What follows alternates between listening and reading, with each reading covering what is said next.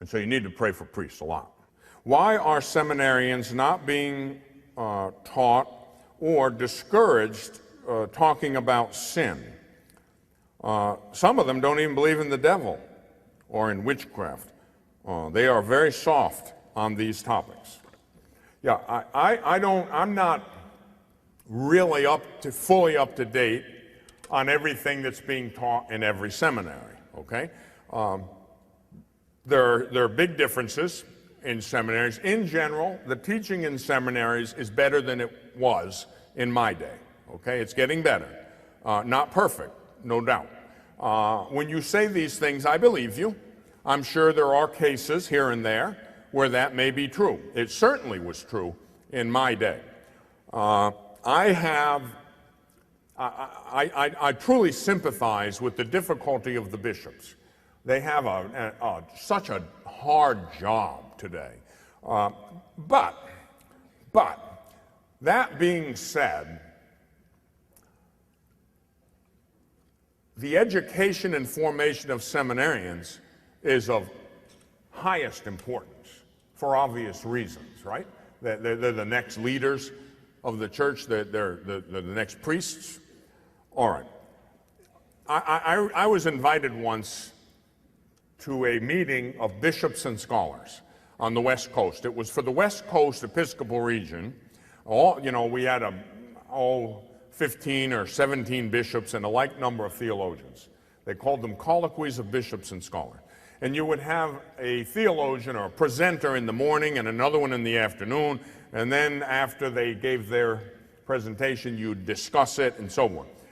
One of them was a seminary professor from a certain major seminary on the West Coast, and he basically said what this question is alluding to, but he said it in the imperative case. He said, never talk about sin. Now this is a teacher, a professor at a seminary. We must never talk about sin because it is an outmoded concept. There is really no sin. He didn't live in New York or Chicago. There's really no sin. We can talk about emotional immaturity or bad choices, but never use that term, sin. Guess what I talked about in my 5 minutes of intervention?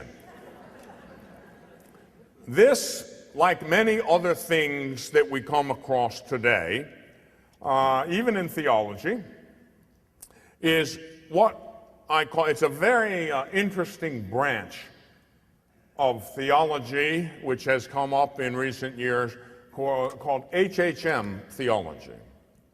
Happy horse manure. Very unique brand of theology. Have nothing to do with it. It's baloney.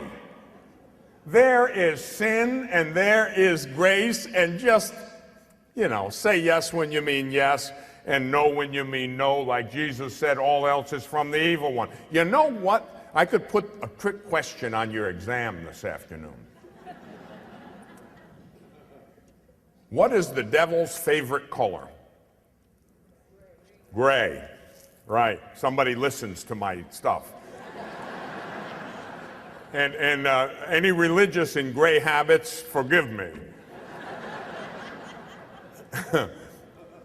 No, it's not because of that. The devil's favorite color is gray. He doesn't like black and white.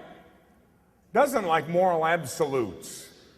Everything is if, and, or maybe with the enemy. He doesn't like clear presentations on the doctrine of the faith, clear moral teaching. He doesn't like that. Why? Because people then are clear in their thinking and they might do what's right. No, he likes to keep things confused. Everything's gray. Well, it's not so bad, or you can do this, or most things are black and white. Very little gray in the doctrine of the faith.